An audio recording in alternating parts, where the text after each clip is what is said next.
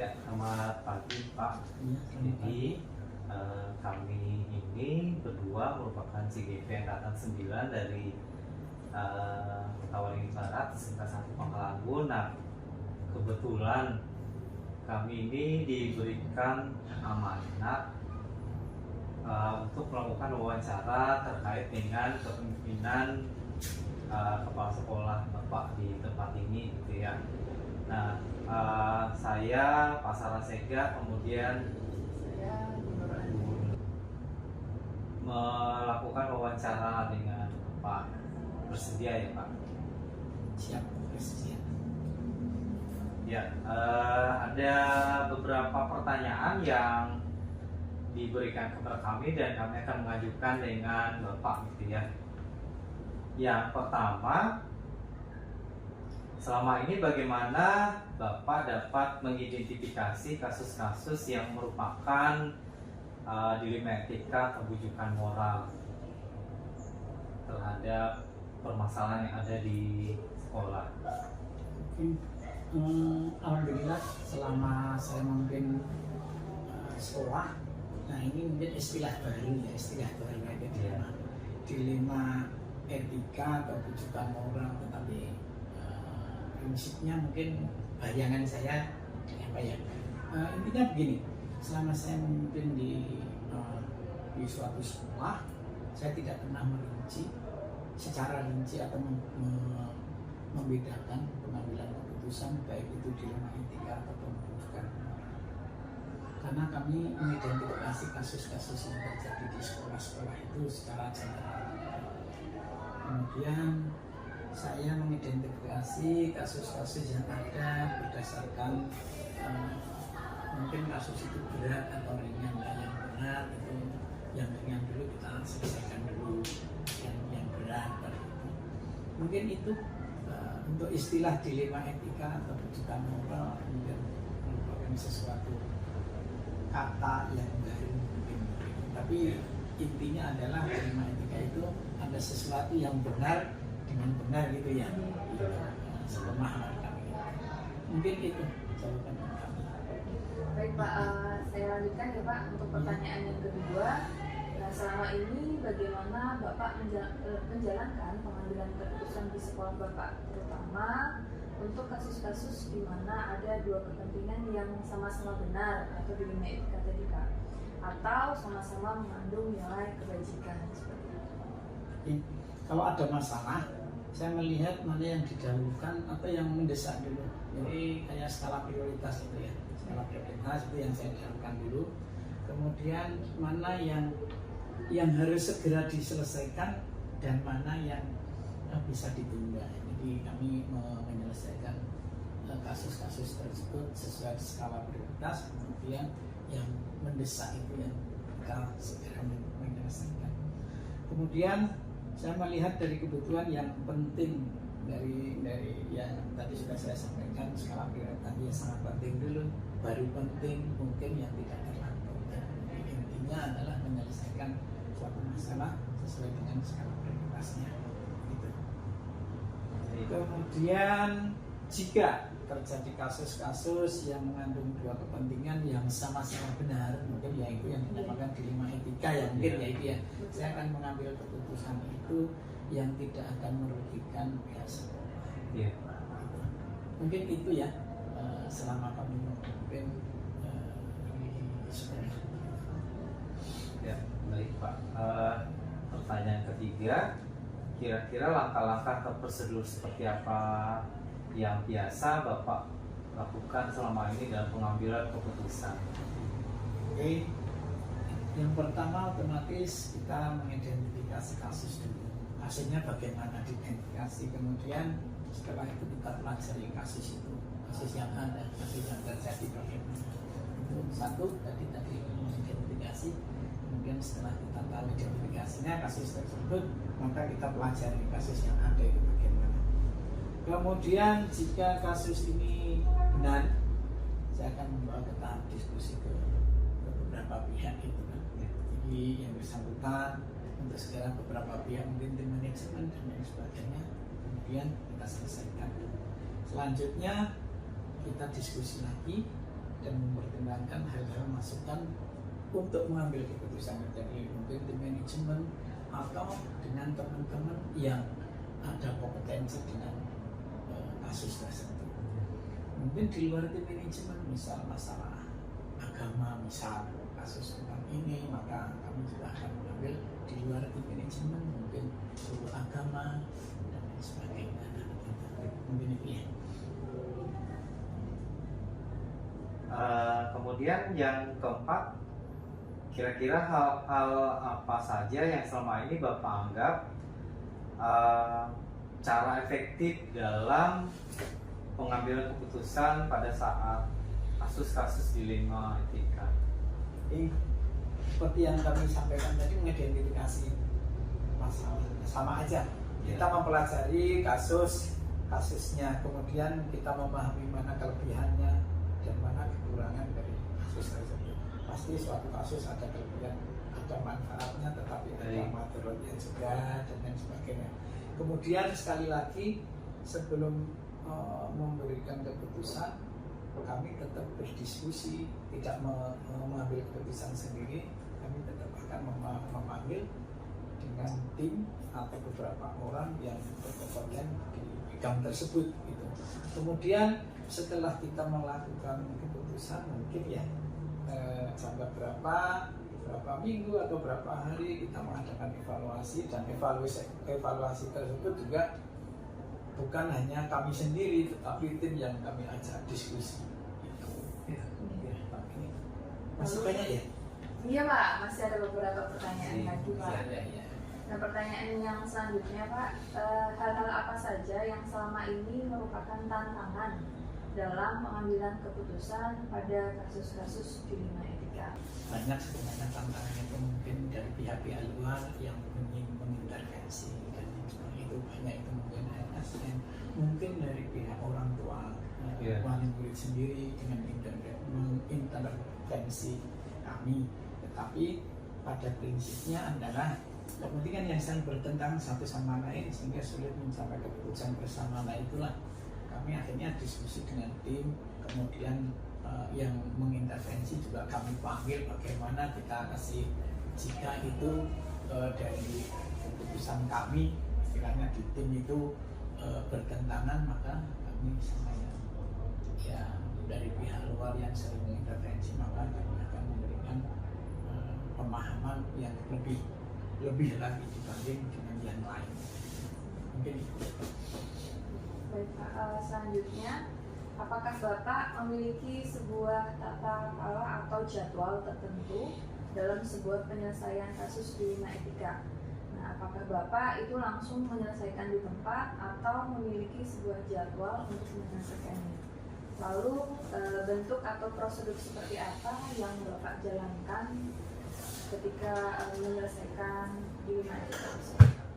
Baik, kalau jadwal tidak ada, jadi itu kondisional lah gitu. Kalau ada kasus, maka kami kami selesaikan terkondisi gitu ya Pak, sesuai dengan kondisinya. Karena kalau kita jadwalkan ya pas saat itu ada kasus enggak, kalau enggak, jadi situasional ya. Kalau pas ada kasus, kita inginnya segera menyelesaikan suatu kasus tersebut. Sekali lagi, kalau pas umpamanya bulan ini banyak kasus, nah sekali lagi maka kita membuat jadwalnya atau rencananya sesuai yang kami sampaikan tadi, sesuai dengan yang kondisi, kemudian skala prioritas, mana yang perlu segera diselesaikan ya itu ya. Jadi secara formalnya tidak ada jadwal tidak terjadwal begitu ya, itu aja. Nah, kemudian pertanyaan berikutnya Pak, adakah seseorang atau faktor-faktor apa yang selama ini mempermudah atau membantu Bapak dalam setiap mengambil keputusan atas kasus-kasus dilema etika? Baik, tentunya banyak sekali orang-orang yang memberikan masukan dan lain sebagainya. Tentunya yang pertama dari sekolah, dari tim manajemen, kemudian guru-guru yang berkompeten pada masalah tersebut, kemudian keluarga saya, keluarga sendiri, mungkin kakak yang mungkin lebih berpengalaman, ada kasus, ada permasalahan itu banyak sekali kami mendiskusikan, kemudian ngasih arahan dan lain sebagainya. Kemudian secara karena kami kebetulan orang yang beriman, kemudian para Tuhan Yang Maha Esa, maka kami juga sering konsultasi atau minta pendapat pada, karena kami orang Islam ya, mohon maaf, jadi saya para ulama, mungkin kiai dan lain sebagainya itu sangat-sangat mendorong, sangat-sangat membantu kami dalam menyelesaikan suatu masalah. Kemudian mungkin selama kami jadi pimpinan ini juga ketua komite, jika ketua komite kadang kita panggil untuk memberikan saran dan tidak mampu, ketua komite juga memberikan saran, ada teman ini yang mungkin salah satu pengurusnya dan lain sebagainya. Jadi banyak sekali pihak-pihak yang sangat membantu kami dalam penyelesaian kalau ada suatu masalah. Mungkin itu ya, banyak sekali dari yang mendorong, yang menginspiratif ke kami. Nah, kemudian Pak, pertanyaan yang terakhir nih Pak. Iya Pak. Dari semua hal yang telah Bapak sampaikan, pembelajaran apa yang dapat Bapak petik dari pengalaman Bapak ketika mengambil keputusan di Lima Etika? Baik, selama memutuskan pasti kami mempunyai keyakinan inilah yang terbaik buat kami, tetapi belum tentu buat yang lain. Namun kami mempunyai keyakinan bahwasanya ini lebih baik manfaatnya daripada mudaratnya.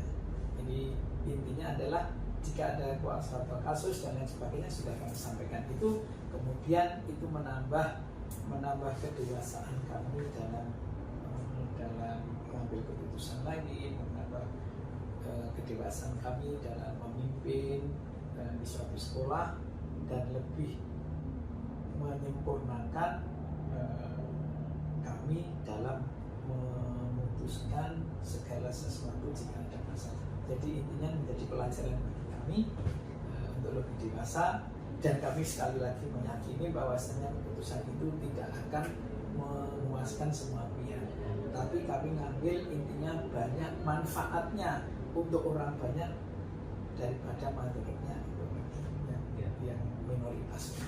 Itu mungkin ya jawaban saya, mungkin itu pengalaman dari kami selama memimpin di sekolah.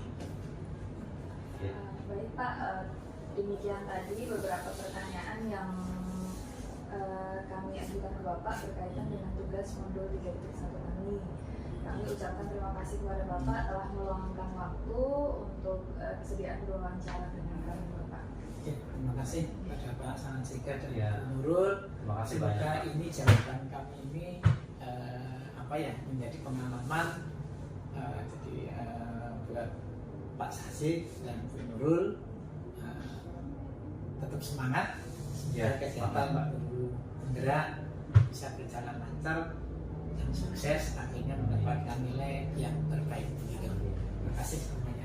Mohon maaf jika jawaban kami tidak tidak memuaskan atau bagaimana. Ya intinya apa yang saya sampaikan itu menjadi pengalaman kami selama memimpin di suatu sekolah. Gitu. Terima kasih ya. Ya, terima kasih Pak. banyak Pak. Sama-sama.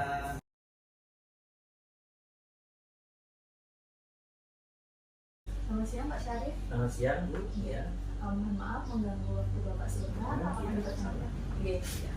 Bapak, kedatangan kami di sini dalam rangka kami ingin mencari tahu atau berwawancara lah sedikit hal tentang penerapan proses pengambilan keputusan di sekolah yang Bapak pimpin.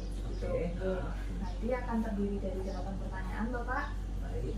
Atas nama saya sendiri yaitu Nur Arifiani, kemudian rekan saya. Salam jaga. Ya. Mungkin langsung ya Pak ya. Boleh. Untuk pertanyaan yang pertama Bapak, selama ini bagaimana Bapak dapat mengidentifikasi kasus-kasus yang merupakan dilema etika atau bujukan moral? Jadi untuk mengetahui apakah permasalahan itu masuk kategori dilema etika atau masuk kategori tentu kita identifikasi dulu apa yang jadi problem terbesar yang muncul. Nanti kan bisa kita tahu. Nah, tapi itu tidak hanya langsung seperti itu, tentu kita akan mundur lagi ke belakang. Pasti ada sebab musababnya, ada asal muasalnya, dan pasti ada apa yang menyebabkan terjadi seperti itu. Sehingga nanti setelah kita lihat dari situ nanti ketahuan, oh ini adalah masuk golongan dilema etika, ini masuk golongan yang menunjukkan moral.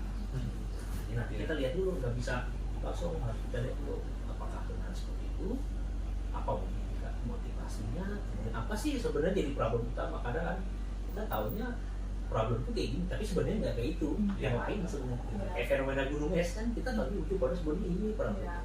Jadi seperti itu. Jadi cara saya pribadi ya seperti itu, saya indikasikan ke belakang itu apa tuh, seperti itu kalau saya. Ya, kemudian ini pertanyaan yang kedua ya Pak. Selama ini bagaimana Bapak menjalankan pengambilan keputusan di sekolah Bapak, terutama untuk kasus-kasus di mana ada dua kepentingan nih yang sama benar atau sama-sama mengandung nilai kebajikan? Ya, oke. Jadi memang pasti kita tuh akan dihadapkan karena dua-duanya kan sama benar.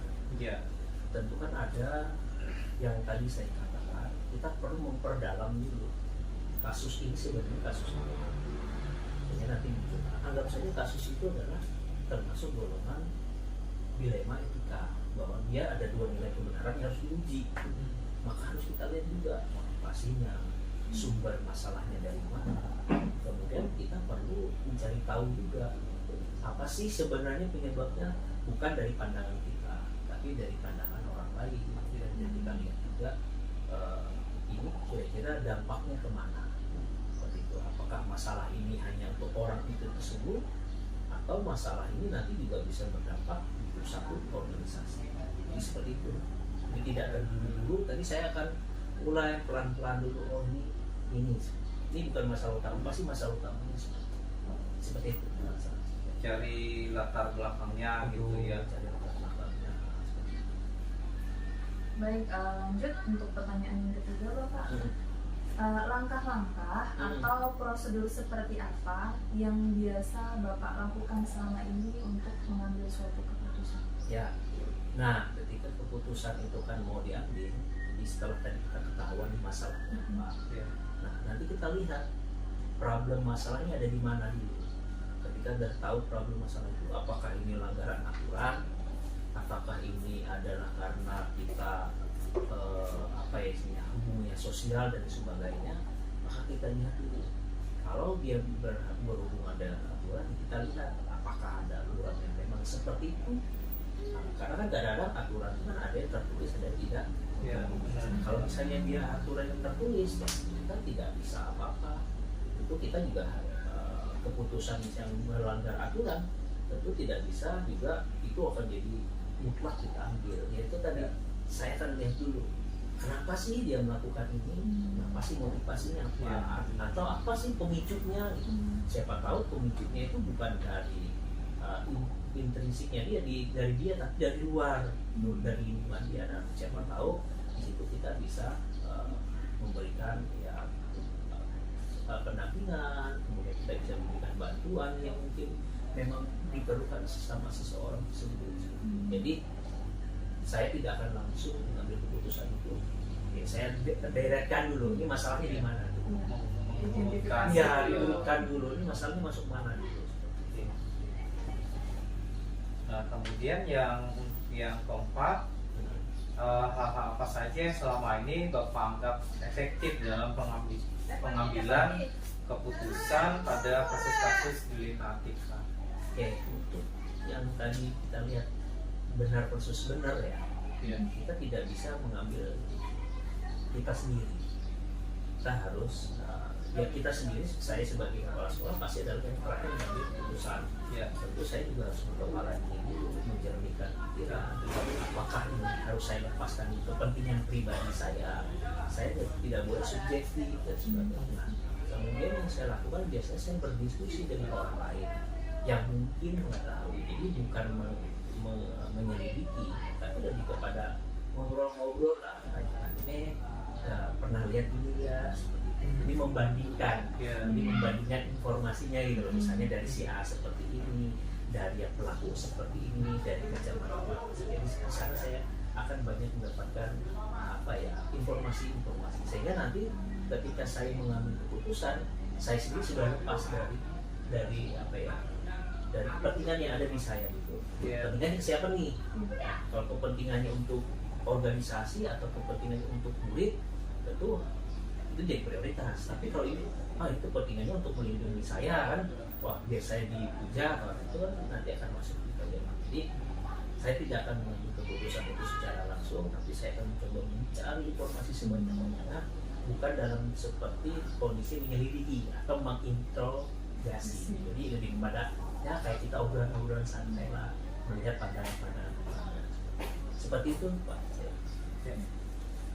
Baik, untuk pertanyaan selanjutnya Bapak, hal-hal apa saja yang selama ini merupakan tantangan dalam pengambilan keputusan pada kasus-kasus dilema etika? Ya, tantangan yang paling besar itulah ketika kita lupa kepentingan kita. Ya, misalnya saya mau itu biar dia baik, biar terlihat bahwa orangnya sangat mudah membantu dan sebagainya. Tentu saya sebagai pribadi pengen seperti itu, tapi ya itu tadi, saya juga harus ingat diri, ini masalahnya di mana gitu. Kalau bicara kebaikan, saya pikir semua orang pasti ingin baik, tapi kita dibatasi oleh aturan dan norma-norma yang berlaku. Sehingga itu dulu yang paling penting. Tantangan terbesarnya Pak saran saya dan yaitu tadi, saya pribadi harus bisa melepaskan dari kepentingan itu. Karena kan tadi kan informasi kan saya dapat banyak kan, pasti ada orang yang mendukung, ada yang bersebelahan, kontra itu. Jadi kan saya tidak boleh melihat saya kayaknya pro kesini dan enggak, saya harus bagaimana saya itu ada di atasnya gitu, melihat sebagainya masalah. Nanti kalau saya sudah lepas dari situ, barulah saya tadi membalikan ini aturan yang dilewat, ini gitu. Jadi yang paling saya takutkan itu tantangan terbesarnya saya sendiri nggak mampu melepaskan diri dari kepentingan saya pribadi.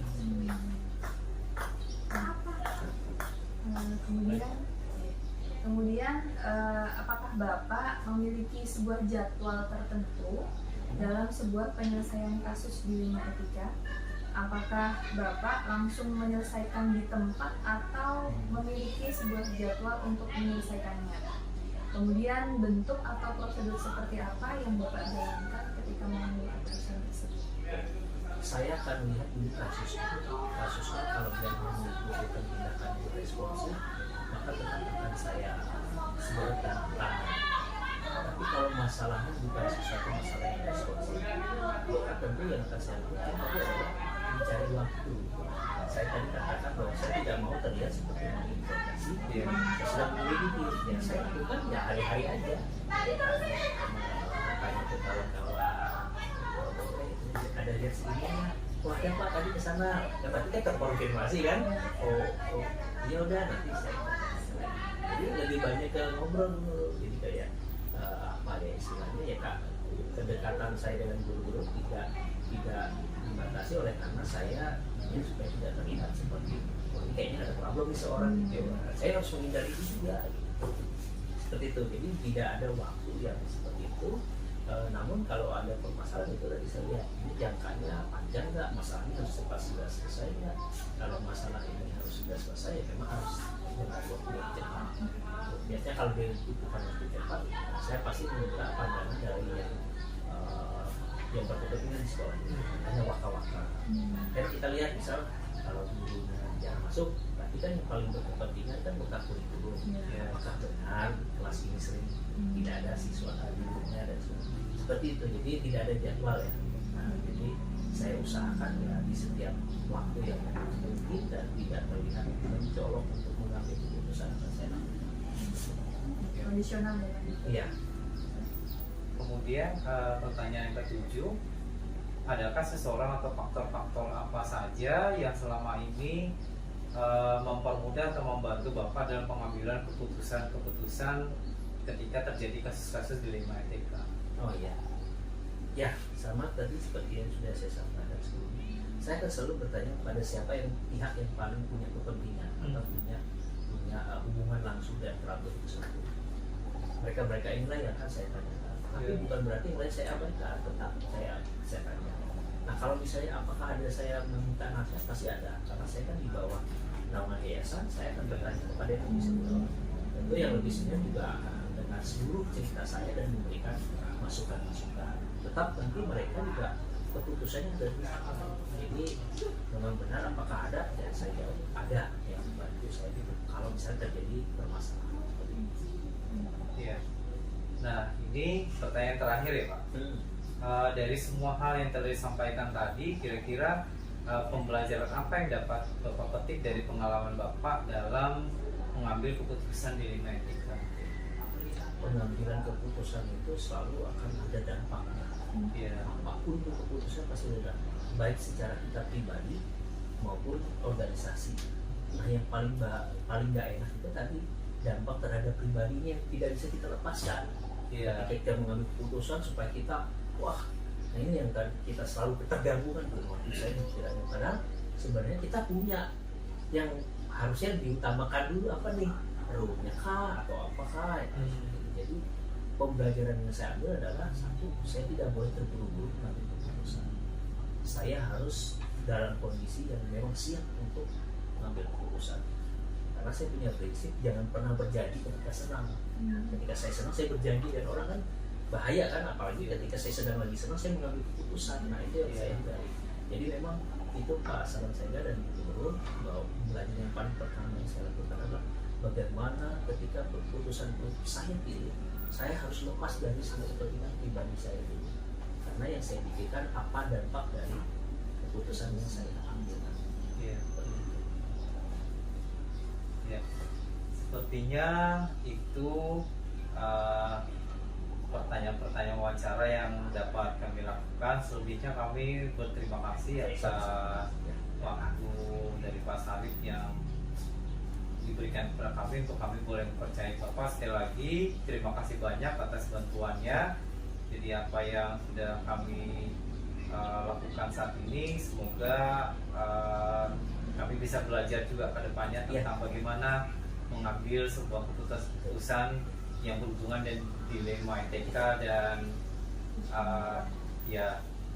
Jadi terima kasih atas waktunya dan selamat siang. Semoga sukses ya. Ya. Terima kasih Bapak. Ya, sama-sama.